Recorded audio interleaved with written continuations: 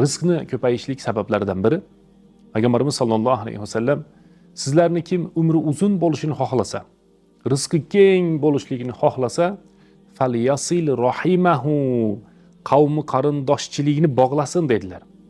Qavmi qarindoshchiligini uzishlik rizqni uzilishligiga sababchi bo'ladi.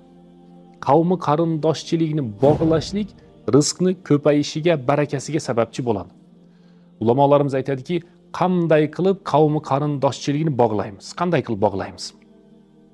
Eng qisqa yoki eng haligi oz qavmi qarindoshchilikni bog'lashlik qanday bo'ladi desa, tafsirda aytishar ekanki, ulamolarimiz hadislar sharhida silatur rahim degan hech bo'lmaganda qarindoshlarga assalomu alaykum deb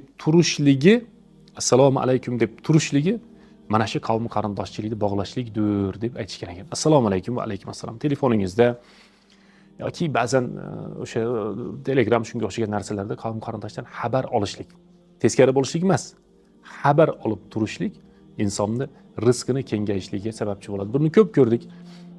Aka-ukalari bilan, yaqinlari bilan, qavmi qarindoshlari bilan muomalasi yaxshi insonlarni rizqlari yoki barakatlari keng bo'layotganligini ko'rdik. Bu Rasululloh sollallohu alayhi vasallamning va'dasi. Payg'ambarimiz sollallohu alayhi vasallam aytdilarki, agar kim umri uzun bo'lishini xohlasa, rizqi keng bo'lishligini xohlasa, falyasil rahimahu, qarindoshchiligini bog'lasin, qarindoshchiligini ulasin, qavmi qarindoshiga rahim qilsin, qavmi qarindoshchilik qilsin. Mana shu o'rinda shu insonning rizqlari keng bo'ladi degan Payg'ambarimiz sollallohu alayhi vasallamning hadislari bor. Biz ko'p aka-ukalarni bilamiz, tijoratda sherik, qilayotgan biznesda sherik. Biz bu Qirg'izistonimizda, qo'shni mamlakatlarda, Rossiyalarda bilamizki, aka-ukalarni bir-birlari bilan tijoratda sherik bo'lib, baraka topib, chiroyli hayot kechirib yurgan juda ham ko'pchilik bilamiz. Mashaalloh, tabarakalloh. Alloh taolo ularga rizqiga baraka bersin. Hammangizga, sizga, bizga, hammamizga Alloh taolo rizqimizga barakat bersin.